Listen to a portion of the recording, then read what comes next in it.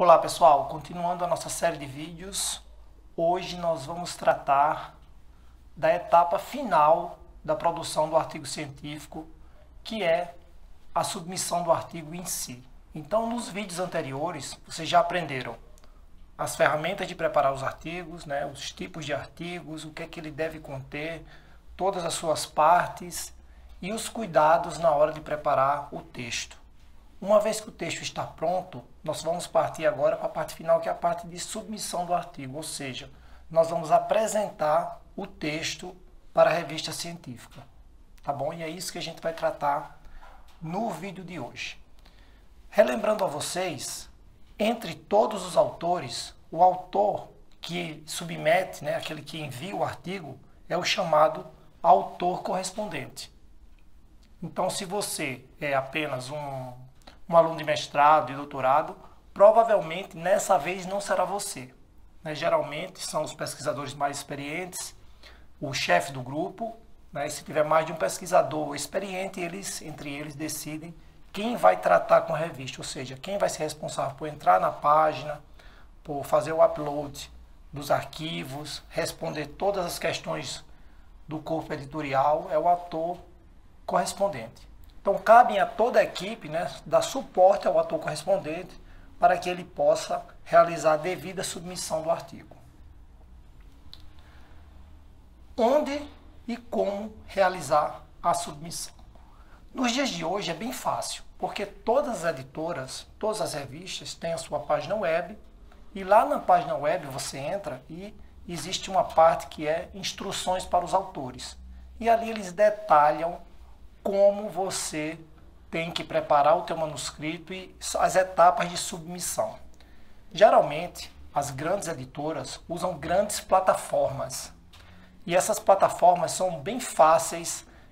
Quando você abre, você já vê, ela já pede passo a passo informações detalhadas sobre autorias, instituições, financiamento, dizem quais são os itens obrigatórios e os que são apenas complementares. Então você vai realizar a submissão na página web da revista, tá?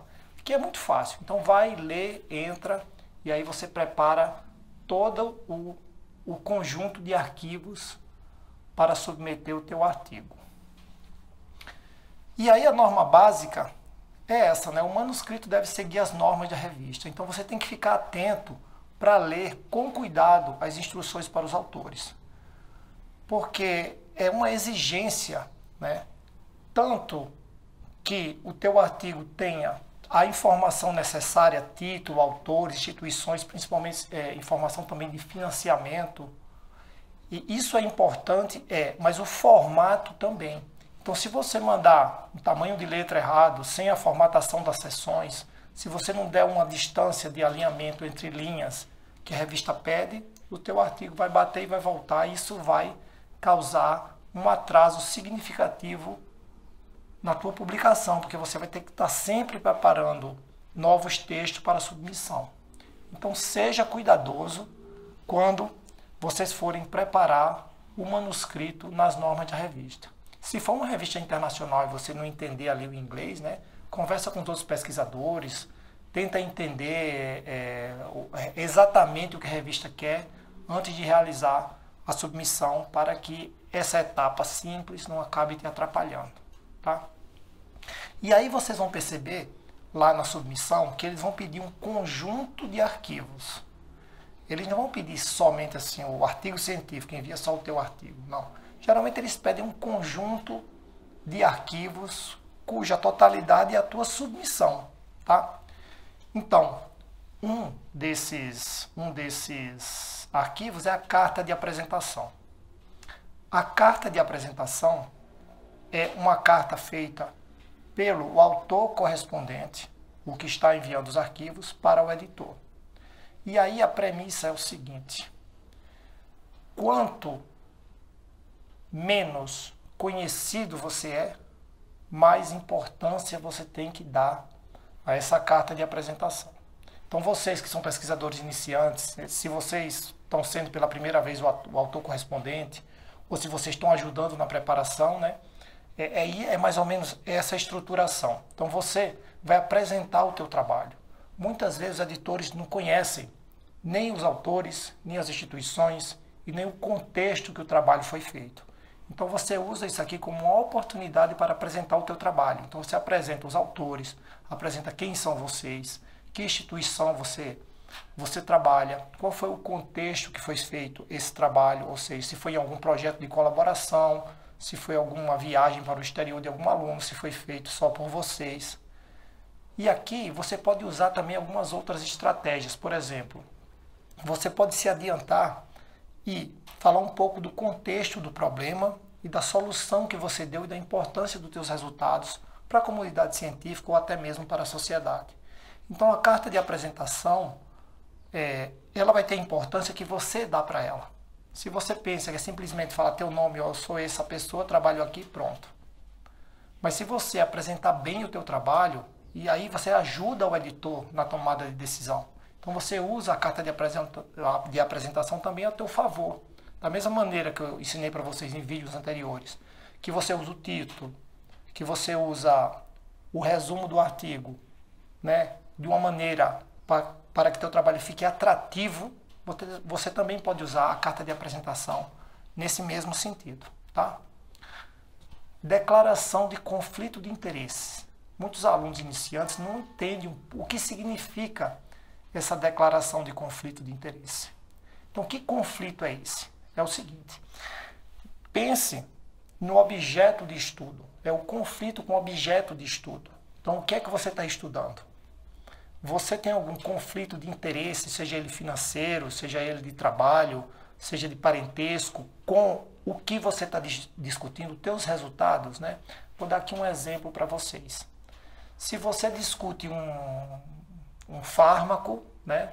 Você discute a potencialidade de algum fármaco para uma determinada doença e você é o gerente de uma empresa farmacêutica que vende aquele remédio. Então você tem um certo conflito, ou seja, o que foi discutido ali pode te gerar benefícios, né? Isso é um tipo de conflito. E aí são muitos os conflitos que podem ter, né? Empregadores, empregados, então depende do objeto, tá? Geralmente os pesquisadores de universidades eles não têm esse conflito de interesse, né? Eles escolhem trabalhar numa determinada área e fazem pesquisas sem nenhum interesse em especial. Mas quando você está trabalhando com empresa, quando você está trabalhando sobre algum tema educacional e você faz parte de alguma instituição educacional, sobre alguma metodologia que vocês desenvolveram, que você pode ter lucro principalmente naquilo, então tem que ter bastante cuidado, leiam e conheçam o que são conflitos de interesse. Tá? Existe e algumas editoras ainda pedem outros conflitos, né?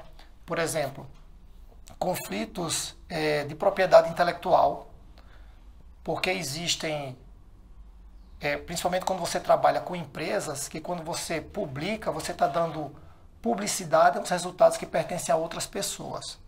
Tá? E aí quando a revista publica isso, ela pode ter problema, porque ela deu publicidade sem autorização de todos os autores. Então existe também esse tipo de conflito de propriedade intelectual.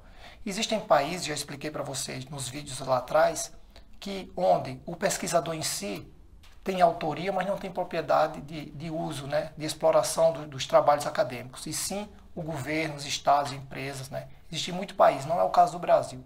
O Brasil, o pesquisador também tem essa propriedade. Cabe a vocês conhecerem o que é conflito de interesse e sempre que assinar essa declaração de conflito na hora de publicar teu artigo, que você saiba o que você está fazendo e saiba quando era necessário. No conjunto de documentos, vocês às vezes também encontram, agora está bem na prática isso, a declaração de autoria. O que é isso? Lá no módulo 1 ou módulo 2, desculpem, quando a gente falou de autoria, eu expliquei para vocês o que é um autor, né? Quando o autor deve constar ou não no artigo. E aí algumas revistas, algumas editoras pedem que você coloque no papel todos os autores, no documento, todos os autores, e explique o que cada autor contribuiu no trabalho. Se ele foi revisor, se ele discutiu dados, se ele escreveu, se ele traduziu, sei lá, o que foi que ele fez. Tá? Isso é bem importante, porque o editor ele verifica se realmente aquele autor deve constar, isso é uma coisa, e a outra é que os próprios autores também fazem essa verificação, né? Quando você faz isso, você já verifica se realmente as pessoas devem ser autor ou não. E se acontecer algum trabalho, algum problema, se os resultados forem questionados no futuro, né, e de algum problema, sei lá, de plágio, por exemplo, então você vai saber exatamente as pessoas que contribuíram, né, com aquele erro. Então a declaração de autoria é um documento que vem sendo pedido corriqueiramente por revistas científicas, e vocês precisam fazer essa declaração corretamente e dizendo exatamente o que cada pessoa fez, principalmente se teu trabalho for de colaboração com outros grupos. Então coloca exatamente o que cada um fez. Isso dá, né, transparência e credibilidade ao teu trabalho. Outro documento que as revistas costumam pedir, né, algumas delas, é o resumo gráfico. O que é o resumo gráfico? Lembram para vocês nos vídeos anteriores que eu falei que o leitor ele abre o buscador científico e vê centenas de artigos na área dele, ele tem que decidir? Isso aqui é uma maneira de atrair os leitores para o teu artigo. Então você faz um resumo gráfico que a pessoa consiga olhar e ver do que se trata e, se possível, já ver os resultados. Então, através de um desenho. Então, aqui tem uma questão científica e artística. Tá? Existem pessoas que têm dificuldade de fazer esse resumo gráfico, né, através de uma figura, de um esquema, de um fluxograma. Você explica tudo o que você fez ali, que a pessoa olhe e veja. E aí, quando você entra no buscador científico, que você vê a lista de artigos, você vê depois do título, você vê o resumo gráfico. E aí facilita para o leitor escolher qual artigo ele vai abrir, qual artigo ele vai ler. Tá? Então, capricha no resumo gráfico. Capricha, pede ajuda, pede aos outros autores, quem tem mais habilidades, né, gráficas, para que possa te ajudar e você possa enviar um resumo gráfico atrativo e que as pessoas decidam ler o teu artigo. Outro documento também pedido, né, são os destaques, os principais destaques do artigo, né? São linhas, né? Você escreve umas linhas de 3 a 5 linhas, né, onde o leitor possa ver quais são os principais destaques, resultados, né, do teu artigo. E tem mais ou menos a mesma função do resumo gráfico, que a pessoa só em visualizar o título, o resumo gráfico e os destaques, né, que em inglês são chamados highlights, a pessoa olha o leitor e já vê se o artigo interessa ou não. Então ele não precisa abrir teu artigo, ler inteiro, ele já vê pelos highlights. E aqui também tem o que eu falei para vocês. Tem que ser bem fiel, é uma oportunidade que vocês têm de atrair leitores, coloca realmente os principais achados de uma maneira muito clara, porque o espaço é pequenininho aqui nos destaques. São frases curtinhas, você aprende, com o tempo você aprende a fazer isso. Tá com dúvida? Vai nos módulos anteriores que eu expliquei certinho lá nas partes do artigo, como você faz cada parte do artigo, né? Como você faz título, lista de autores, resumo, tudo isso eu já ensinei lá atrás, tá?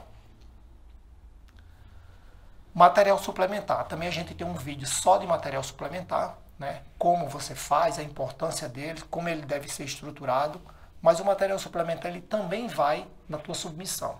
Então você fez, né, declaração de conflito de interesse, de autoria, você tem lá o teu conjunto de arquivos e nele também separadamente vai o teu material suplementar, que eu já expliquei para vocês que são todo aquele conjunto de informações que complementam o teu trabalho. Não coube no artigo, vai para lá e ele complementa a etapa de verificação dos teus resultados. Então, ele tem que estar devidamente identificado, como eu falei para vocês, né? E ele também faz parte da tua submissão. E tem que estar citado lá no artigo. Quando você prepara, né? Você preparou o teu manuscrito. Tem o teu manuscrito, com todos esses arquivos complementares. Isso tudo junto é o conjunto da tua submissão. Então você vai fazer o upload de todos eles no sistema e aí você envia para o editor. Uma vez que você envia, o que é que as revistas fazem? Elas geralmente transformam todos esses arquivos que você colocou em um PDF e devolve para o autor correspondente revisar se está tudo ok.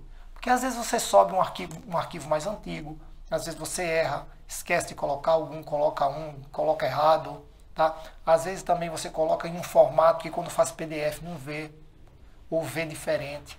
Então você preparou tua documentação certinho, porque assistiu os vídeos aqui, preparou tudo, subiu lá, fez o upload no site da revista, ainda não terminou. Ela vai fazer um PDF e vai te mandar. E você cuidadosamente vai revisar se realmente está no formato que você colocou.